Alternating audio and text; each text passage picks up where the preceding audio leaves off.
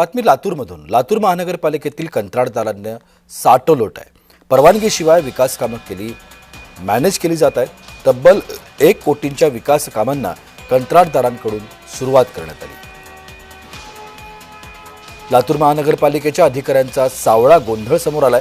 त्याचाच आढावा घेतलाय जय महाराष्ट्राचे प्रतिनिधी अजय घोडके यांनी। पाहूया।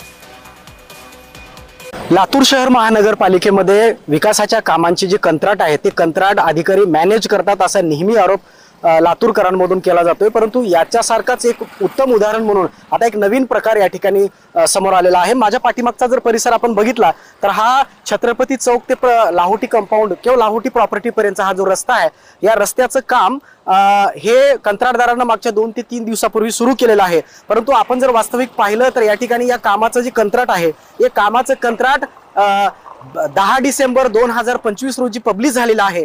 परंतु पब्लिश होण्याच्या पूर्वीच या ठिकाणी कंत्राटदारांनी या ठिकाणी काम सुरू केल्याचं आपल्याला चित्र पाहायला मिळतंय। माझ्या पाठीमागे जर पाहिलं तर कंत्राटदारांनी या ठिकाणी अक्षरशः रस्त्याच्या कामासाठी आवश्यक असणारं साहित्य या ठिकाणी आणून टाकलेलं आहे। आपण जर पाहिलं तर हा संपूर्ण जवळपास अर्धा किलोमीटरपेक्षा जास्त असलेला हा जो रस्ता आहे, हा रस्ता सुद्धा या ठिकाणी उकरलेला आहे। त्याच्यामुळे या ठिकाणी या महापालिकेमध्ये सुरू असलेल्या सावळ्या गोंधळांमध्ये अधिकाऱ्यांचा हा जो मनमानी कारभार आहे, हा कारभार आयुक्तांपर्यंतही जात नाही। त्यांच्या खालच्या पातळीवरची जी अधिकारी आहेत, या अधिकाऱ्याच्या माध्यमातून हा या ठिकाणी सावळा गोंधळ सुरू असल्याचं आपल्याला पाहायला मिळतोय। आणि म्हणून येणाऱ्या काळामध्ये लातूर महापालिकेच्या या कामामध्ये ज्या अधिकाऱ्यांनी मनमानी केलेली आहे, अशा अधिकाऱ्यांवरती महापालिका प्रशासन, जिल्हा प्रशासन नेमकी कोणती कारवाई करतं हे पाहणं तेवढंच महत्त्वाचं होणार आहे।